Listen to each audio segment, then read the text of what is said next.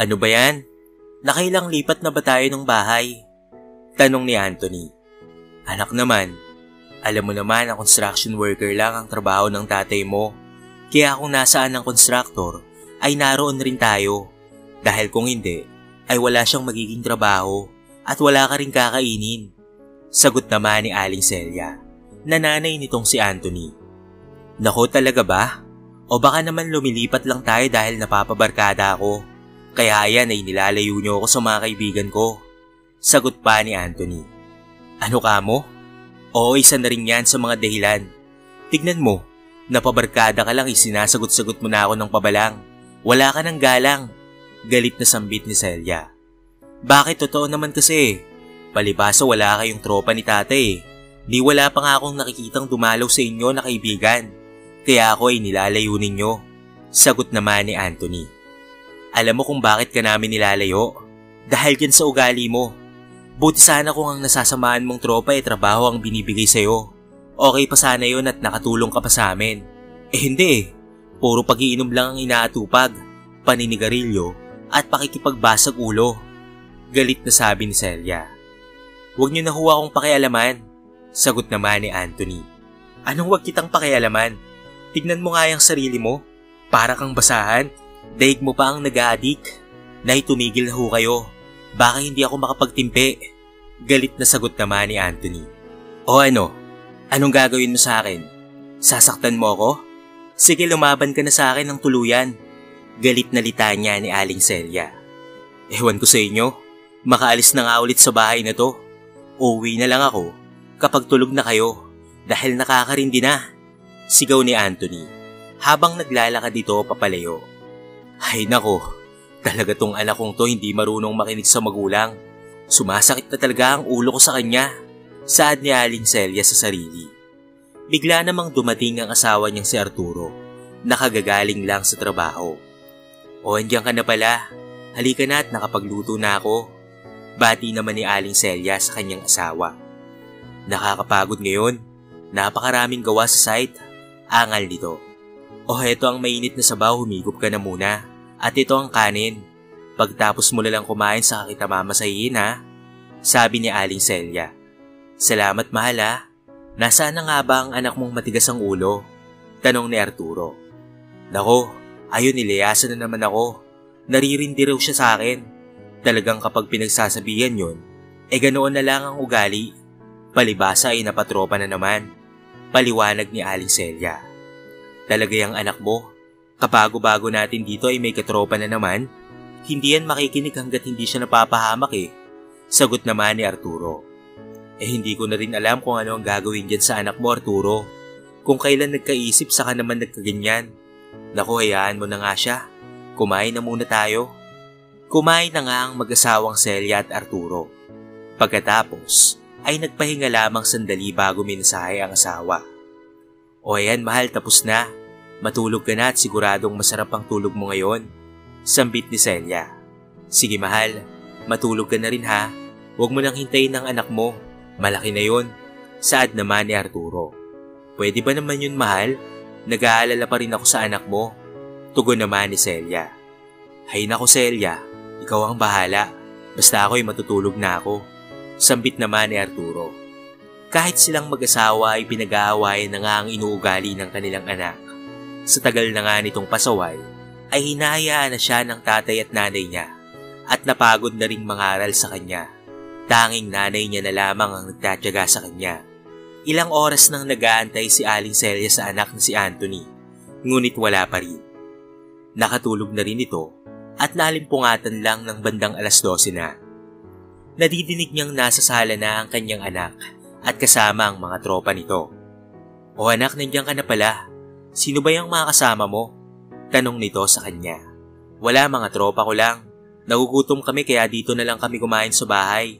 Naubos na pala namin yung ulam sa rep. Nakakagutom kasi eh. Pahayag ni Anthony. Okay lang. Pagkatapos niya naipauwiin mo na sila ha. At matulog ka na rin. O sige ma. Sagot naman ito. Bumalik na sa kwarto ang nanay niyang si Celia. Ngunit nang makatulog na ulit ito, ay naglabas naman ng alak ang kasama ni Anthony at nagkayayaan na mag-inuman muna sila. Pare, maglabas ka na ng pulutan. Eto may dala kaming alak. Saad ng isa niyang tropa. O sige, walang problema. Nakangiti pang sambit nito. Maya-maya pa, ay naglabas naman ng marijuana ang isa niyang tropa na nasa sachet na maliit.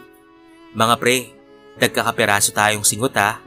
Kakaunti lang ito eh, sabi ng tropa niya. Yun, buti at meron yan pampagood vibes habang tayo ay nagiinuman. Lumakas pa ng lumakas ang tawanan ng mga ito. Kaya't nagising si Arturo na tatay nitong si Anthony. Hoy, umaga na nagiinuman pa kayo? Magsiuwi na nga kayo. Bolyaw nito sa mga tropa ng kanyang anak. Hoy, batchi na tayo. Gising na ang airpot ni Anthony. Saad naman ang isa. Kaagad namang nag-alisa ng mga ito. Kaya't kaagad na kinastigo ang anak niyang si Anthony. Hoy, bumangon ka na nga dyan, Anthony. Puro na lang kalapastanganan yung ginagawa mo dito eh. Eto ano to? Bakit may marijuana dito? Talaga bang hindi ka na magpapakaayos? Galit na sambit ni Arturo. Habang pinagsusuntok ang anak, nalangung-lango sa alak at marijuana. Kaya't nagising na rin si Celia. Mahal, ano bang nangyayari? Tanong nito. Paano ba naman kasi tong anak mo? Nagising na lang ako dahil sa ingay nila ng barkada niya. At tignan mo, langung-lango ang anak mo sa alak at pati na rin dito sa marijuana. Wala na talaga. Puro na lang barkada ang magaling sa kanya. Walang mangyayari kapag ganyan, Celia. Kapag hindi pa yun umayos, ay palalayasin ko na talaga yung anak mo. Madiing banta ni Arturo. Kaagad namang ginising ni Celia ang anak at inihiga ito sa kwarto niya. Anthony, bangon na. Halika, dun muna sa kwarto ituloy ang pagtulog. Nahihirapan naman siyang binuhat ang kanyang anak. Dahil mag-aalas 5 na rin ng umaga, ay hindi na nagbalik sa tulog si Celia. Nagluto na lamang siya ng almusal. Ano ba naman to? Said na ang ulam na nasa ref? Ay nako, Anthony, ano ba talagang nangyayari sa'yo? Saad niya sa kanyang sarili. Kaya't bumili na lamang siya ng itlog at tuyo sa tindahan para sa kanilang almusal. Pagkatapos naman, ay kaagad na rin niyang ginising ang asawa niyang si Arturo dahil papasok pa ito sa trabaho. Mahal gising na, alas 6 na. May pasok ka pa, sambit ni Celia. O mahal, babangon na ako. Sagot naman ito. O ano, nasaan na ba ang magaling mong anak? Napupunaw na ako dyan, Celia. Saad ni Mang Arturo. Nandoon sa kwarto niya, natutulog pa. Sagot naman ni Celia. Talagang matutulog yan dahil lasing na lasing eh. Ano ba yung naging tropa ng mga anak mo? Kung hindi ba sa golero, ngayon naman ay mga adik. Dismayado ang sabi nito. Kaya ikaw, Celia, huwag mo nang binibaby ang anak mo. Kaya ginagawa ang asal dahil palagi mong kinakampihan eh. Dagdag pa nito. Kakausapin ko na lang muna ulit ang anak mo. Huwag ka nang mag-alala. Pagpapakalma ni Celia sa asawa. O siya, maliligo na lang muna ako. Mag-aalas 7 na pala. Saad ni Arturo. Sige, sambit naman ni Celia. Pagkatapos nitong maligo at magbihis, ay kagad na rin itong umalis patungo sa kanyang trabaho. Naiiwan naman si Celia na naglilinis ng mga ginamit sa pagluluto pati na rin ang pinagkainan nilang mag-asawa. Pagkatapos ay naglinis na rin ang harapan at saka nagdilig. Nang matapos niya ang lahat ng iyon, ay saka lamang siya nagpahinga at nanood ng TV. Nakaupo sa sopa at nakaramdam ng antok, kaya kaagad din siyang nakatulog. Lumipas pa ang ilang oras, ay nalimpungatan si Celia. Mag-aalas 3 na pala ng hapon. Aba, kakagising lang natin ah. Bati niya sa kanyang anak na kakalabas lamang ng kwarto at pupungas-pungas pa ito. Ma, nandyan pala kayo. Ang sakit ng ulo ko. Hindi ko alam kung ano ba ang nangyari kagabi. Saad ni Anthony. Anak, bakit naman gumagamit ka ng marijuana? Tanong nito. Wala ma. Mas masarap mag-inom kung may marijuana na hinihit. Sagot naman ni Anthony. Anak, masarap o hindi, ay dapat hindi ka gumagamit nun. Sige nga, paano kung makulong ka o di kayo ma-addict na dyan? Lalo nang hindi mapapaayos ang buhay mo, anak. Pakinggan mo naman sana ako. Ako ang nanay mo. Alam ko kung ano ang makakabuti sa'yo. Paliwanag niya. Ma, malaki na ako. Saka okay yung mga kabarkada ko at masaya ako kapag kasama ko sila. Sagot naman ni Anthony. Bakit hindi ka ba masaya kapag kami ang kasama mo ng tatay mo? Saad naman ni Celia. Ma, Mas masaya sa barkada, saka mas nagagawa ko ang gusto ko. Sila lang rin ang nakakaintindi sa akin. Ikaw, kayo ni Papa, puro na lang pagbubunganga ang sinasabi nyo. Wala naman akong ginawang tama sa inyo eh. Sigaw ni Anthony sa kanyang ina. Anak, sige nga, anong tama ng ginagawa mo? Anong ginagawa mo ang dapat naming ipagpasalamat, anak, na hindi ko napapansin? Di ba wala? Matanda na kami, anak. Paano ka na kapag wala na kami ng tatay mo? Ni sarili mo hindi mo kayang alagaan. Sagot ng kanyang ina. Kaya ko naman po ang sarili ko, ma. Sagot din naman ito. Naku anak, ayoko na talagang magsalita. Suko na ako. Naiiyak na sabi ni Celia. Yan, ganyan dapat. Tumahimik ka na lang, ma. Para wala tayong problema. Saad naman ni Anthony. Kaagad namang kumain si Anthony ng mga oras na iyon. At naglagay pa nga sa mga baunan ng mga lutong pagkain. Marahil ay dadalhin niya ito sa kanyang mga tropa. Ni hindi na rin ito nagpaalam sa kanya dahil matapos na kumain at magbihis ay lumayas na naman ito. Bandang 5:00 na naman ng hapon at nakauwi na si Arturo. Mahal? Tawag niya kay Celia. O mahal, andyan ka na pala. Nawili akong manahin ng mga sirang damit eh. Gusto mo bang magkape, mahal? Tanong niya sa kanyang asawa. Sige mahal, ipagtimpla mo ko. Sagot naman ito. Ipinaghanda ni Celia ng kape at tinapay ang asawang si Arturo. O mahal, bakit parang natutulala ka na naman dyan? Napansin ni Arturo ang kanyang asawa. Kanina kasi nagtalo na naman kami ng anak mo. Pero ako na rin ang sumuko. Napagod na akong magsalita. Sa araw-araw na lang na ginawa ng Diyos. Naiiyak na pagkakasabi ni Celia. Naku mahal, sinabi ko naman na sa'yo diba? Yang anak mo, hindi na yan sa atin nakikinig. Kung hindi yan na sa mga tropa niya. Tignan lang natin kapag napahamak yan kung hanggang saan niya panghawakan ang mga tropang sinasabi niya. Saad ni Arturo.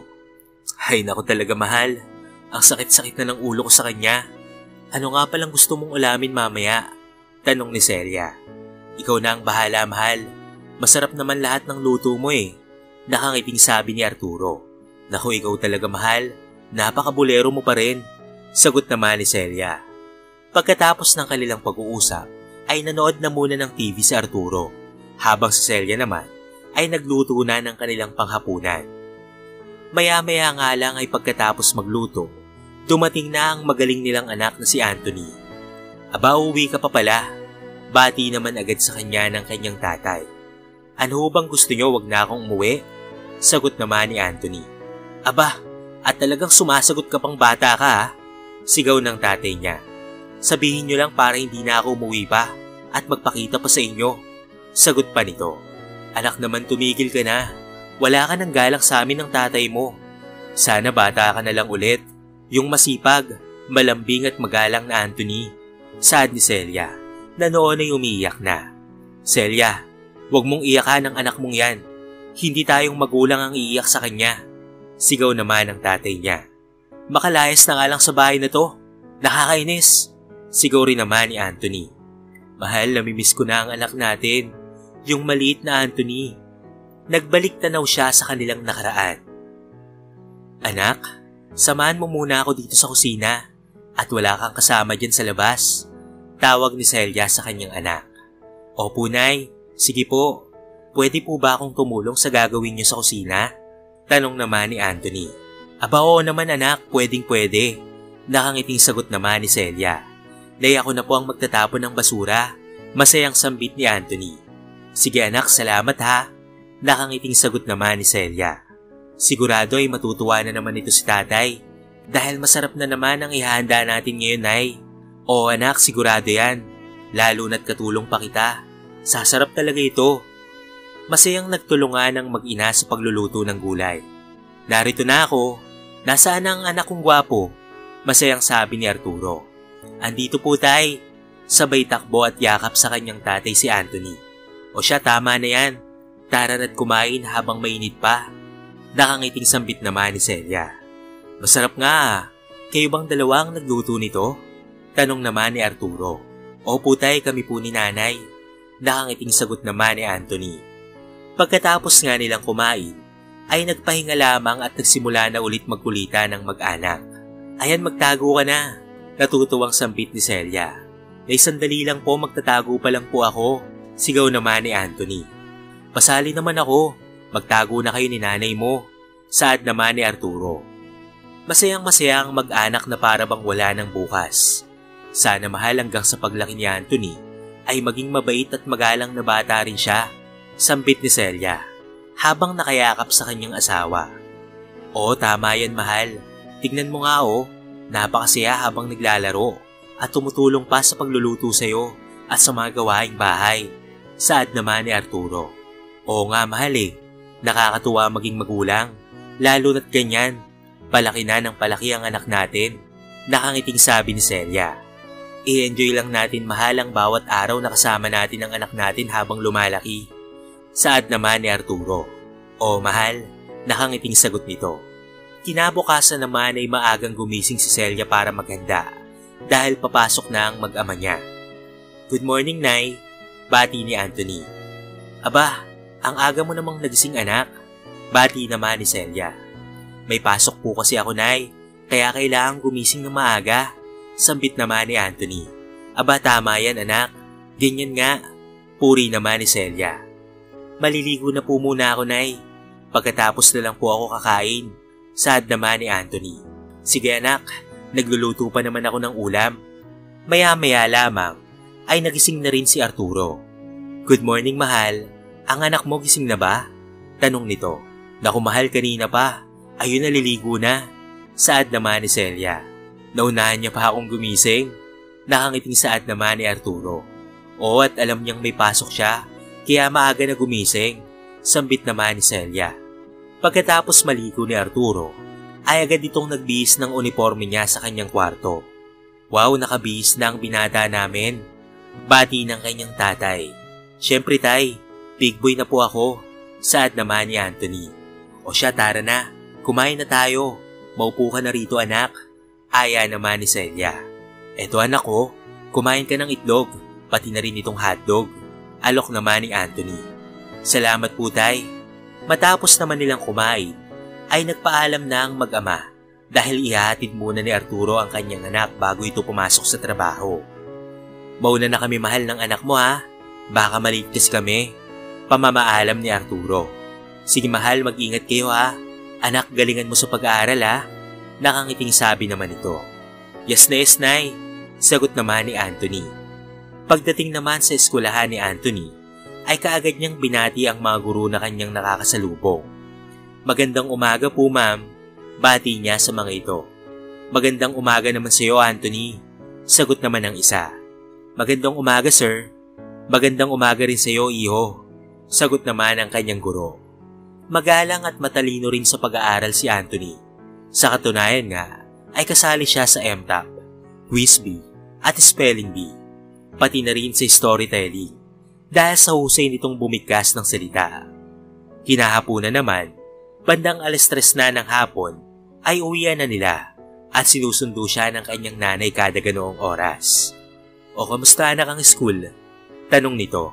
Okay na okay po nay. Kasali po ulit ako sa storytelling, pati na rin sa Quiz Bee. Saad naman ni Anthony. Maganda yan anak, kayang-kaya mo yan, magaling ka naman Saad naman ng nanay niya. Tulungan niyo pa rin po ako, Nay, ha? Mamaya magpa-practice po tayong magbasa. Nakangiting sambit ni Anthony. Walang problema, anak. Sige, mamaya ay tuturuan kita. Sagot naman ito. Habang nagpa-practice naman ang mag-ina, ay nadatnan sila ni Arturo. Napakahusay naman ang anak ko. Mukhang kasali ka ata ulit sa storytelling, anak, ha? Tanong naman ni Arturo. Opo, tay. Ako ulit ang sinali ng aking guro. Kaya nag-iinsayo kami ni nanay tay. Sagot naman ni Anthony. Mahusay yan anak. Kaya kung kailanman niyang araw ng pagbasa mo, galingan mo ha. Nakasuporta lang kami ng nanay mo sa'yo. Litanya ni Arturo. Opo tay. Nay, gagalingan ko po. Kayo po ang inspirasyon ko Nakangiting sagot ni Anthony. Tamang-tama. May uwi akong donut anak. Binili ko talaga ito para sa'yo. Yehey! Salamat po tay ha. Ano mahal, gusto mo bang magkape? Tanong ni Celia. Oo mahal, pasuyo na ako. Salamat ha. Nay, tay, tumikim rin po kayo nitong donut. Eto po Alok naman ni Anthony sa kanyang mga magulang. Salamat anak ha. Pasasalamat naman ni Celia. Masarap ba anak? Tanong naman ni Arturo. Opo tay, pwede po bang mag-uwi ulit kayo bukas ng donut? Pangako ko po, gagalingan ko pa po sa pag-aaral. Sige anak, walang problema. Honor student si Anthony simula kinder hanggang sa high school. Kaya talagang ipinagmamalaki nila Celia at Arturo ang kanilang pinakamamahal na anak. Nagtaka nga lamang sila ng pagdating nito ng college ay nag-iba na ang priority nito. Anak, kamusta naman ang pag-aaral mo? Tanong ng nanay niya. Okay naman ma, pero nakakapagod rin po palang mag-aral. Kaya ayun, sumama na muna ako sa mga kaklase ko manood ng sine. Nakakabawas pressure din naman, pahayag ni Anthony sa kanyang ina. Ha? Hindi ka ba pumasok ngayon at sumama ka sa mga kaklase mong magsine? Anak naman, bakit ba ngayong college ka na napapansin kong nawawala ka na sa focus? Ewan ko nga rin masaya naman po at wala naman po akong bagsak.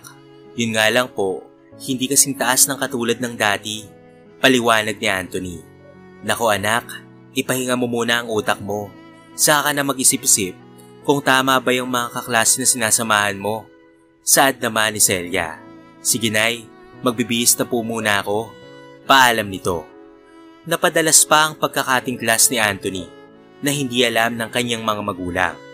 Kaya isang araw, tinignan ni Celia ang bag ni Anthony. Nakita niya ang form nito na drop ang lahat ng subjects. Kailan pa anak? Tanong ni Celia. Ang alin ma? Tanong rin naman ni Anthony. Kailan pa na-drop ang lahat ng subject mo? Ayun ba ma? Decem lang. Sasabay na lang ako sa mga kaklase kong next semester na lang kukunin yung mga subjects na yan. Karamihan naman sa amin ay nag-drop ng subject. Paliwanag pa ni Anthony. Anthony, hindi ikaw ito. Hindi ka naman ganyan Maluhalo ang saad ni Celia. Naku ma, pasensya na po kayo. Pagkatapos ng insidenteng iyon, ay madalas nang umuwi si Anthony ng gabi at puro may bangas dahil sa pakikipagsuntukan nito sa paaralan. Ano ka ba Anthony? Talaga bang sasayangin mo ang buhay mo at pag-aaral mo? Tanong ni Arturo. Tay, pasensya na po, pero gusto ko na pong tumigil sa pag-aaral. Ano? Dahil sa mga barkada mong yan napariwala ka na? Sige, gawin mo ang gusto mo. Tutal, puro pakikipagbasag ulo naman ang pinagagagawa mo sa buhay mo. Simula nga noon ay huminto na sa pag-aaral niya si Anthony. Natapos naman na sa pagbabalik tanaw itong si Celia. Hindi ko na rin alam kung anong nangyayari dyan sa anak mo, Celia. Nang araw na iyon, ay lumayas na ng bahay nila si Anthony at hindi na rin siya pinigilan ng kanyang mga magulang dahil sa sobrang sama ng loob sa kanya. Sa kabilang banda naman, ay ito ang naging buhay ni Anthony. Napatira siya sa bahay ng kanyang tropa, kung saan ay palaging pag-iinom at pagmamariwana lang ang ginagawa. Siya't pa mga pare, alalahanin nyo, hindi na ako uuwi, kaya kahit magdamag pa tayong mag-inuman, ay walang problema.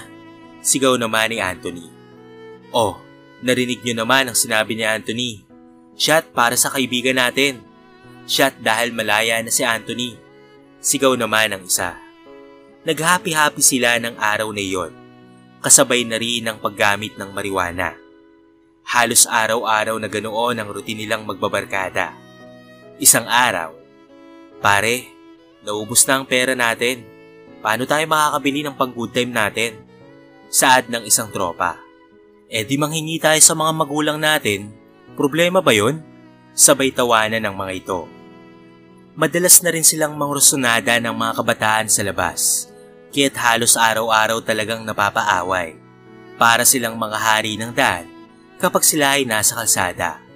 Pag-iinom at paggamit lamang ng marijuana ang ginagawa ni Anthony. Ngunit isang pangyayari ang naganap na ikinasama nito. Bigla na lamang silang may narinig na tunog.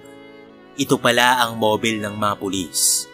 Agad namang nagtatakbo ang mga katropa ni Anthony. Hanggang sa siya lamang ang naabutan ng mga ito sa loob ng bahay. Sumama ka sa amin, dahil isa ka sa mga nagnakaw ng isang bahay nung isang gabi. Galit na saad ng pulis.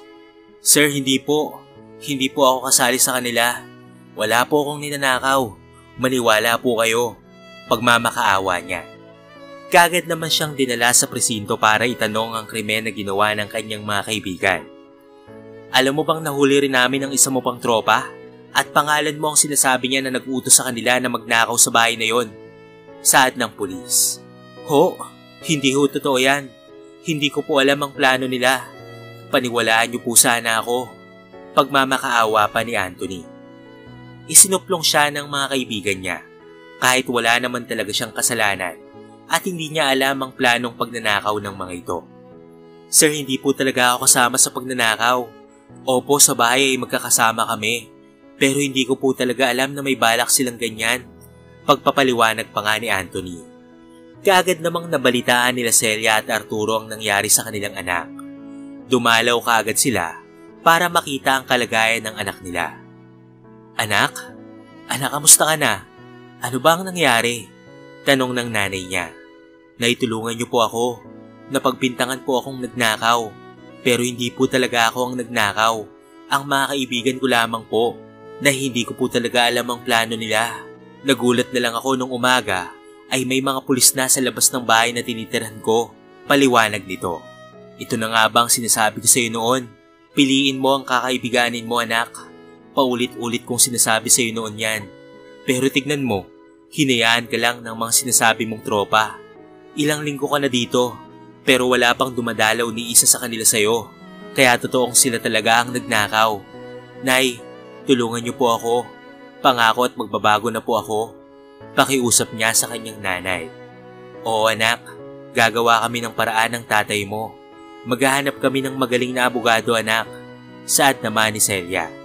O ano, nasaan na ang mga pinagmamalaki mong mga kaibigan? Bakit wala ni isa sa kanila ang dumalaw sa'yo? Tanong ng kanyang ama. Tay, nagtatago na po sila. Tay, tulungan niyo po ako. Ayoko pong makulong dito ng matagal. Pagmamakaawa ni Anthony sa kanyang ama. Kahit tinalikuran mo kami noon, gagawa pa rin kami ng paraan para makalabas ka kaagad. Saad naman ni Arturo. Pagkatapos nilang dumalaw, ay kaagad na lumikom ng malaking halaga sina Celia at Arturo. Nanghingi na rin sila sa malalapit na kaibigan at pati na rin kamag-anak upang may pangdagdag pa nito. Kailangan nilang lumikom ng 30,000 pesos para sa pampiyansa ni Anthony. Habang si Arturo naman ay nanghiram na ng pera sa kanyang amo, pangdagdag pa rin sa pampiyansa. Hindi rin naman nagtagal ay nakalikom na rin sila ng pera. Anak, eto na. Dala na namin ng pera. Papiyansahan ka na namin, anak, dito para makalabas ka na. Sige po, Nay. Pasok lang po kayo at magtanong po kayo, Nay. Mabilis namang nakalabas kaagad si Anthony. Anak, sana naman ay magtanda ka na. Tignan mo, nasaan ba ang mga kaibigan mo na sinamahan mo noon? Bakit hindi nila nagawang ipagtanggol o dalawin ka man lang doon sa kulungan? At pinagbintangan ka pa dahil sa mga kaibigan mo? Nay, una po ay gusto ko pong humingi ng sorry sa lahat-lahat ng ginawa ko. Sana ay matanggap niyo pa po ako bilang anak niyo. Salamat ho sapagkat hindi niyo pa rin po ako pinabayaan. Naiiyak na sabi ni Anthony. Anak, hindi ka namin kayang tiisin ng tatay mo. Mahal na mahal ka namin, anak. Tay, patawad po sa lahat ng hindi ko pagsunod sa mga sinasabi niyo sa akin. Salamat po at nakalaya na po ako dahil sa inyo ni nanay. Nay, itay, babawi po ako para sa lahat ng bagay na nagawa ko sa inyo noon. Handa na po akong bumawi para sa inyo, nanay at tatay. Anak, kahit bumalik ka na lamang sa pag-aaral, okay na yun sa amin. Saad naman ni Arturo. Ngayon anak, sa nangyari sa'yo, dapat ay tumino ka na. Opo, Nay, patawad po ulit. Pwede ko po ba kayong mayakap? Namiss ko po kayo ng sobra. Sabay yakap sa nanay at tatay niya. O paano ba yan, anak? Mag-aaral ka na ba ulit? Tanong ni Arturo. Opo, inay at itay. Kahit saang universidad po. Basta walang masyadong gagastusin. Saad naman ni Anthony. Naku, buti naman at bumalik na sa dati ang anak kong si Anthony. Inay, itay, tara na po. Magmerienda na po tayo. Bumili po ako ng donut para sa ating tatlo. Masayang yaya niya sa mga ito. Ayun naman pala, tamang-tama gutom na kami ng nanay mo. Sabay abot ng donut sa kanyang mga magulang. Simula noon ay bumalik na sa pag-aaral si Anthony at ang mga kaibigan niya dati ay hindi niya na sinamahan sa ngayon dahil wala naman itong magandang dulot sa kanya. Nabalitaan na lamang niya na nakulong na ang mga ito dahil sa muling pagnanakaw. Nay, nakapasa po ako sa entrance exam sa State University.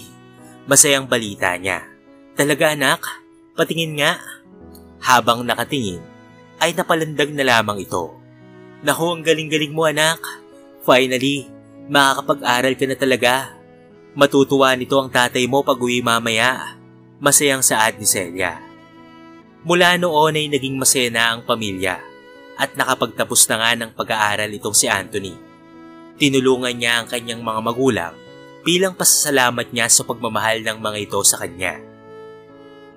Laging pamilya ang ating sandalan sa saya at lungkot. Sila ang una nating sandata at panangga sa lahat ng ating pinagdaraanan. Kaya naman, nararapat lang na palaging pahalagahan ang ating pamilya.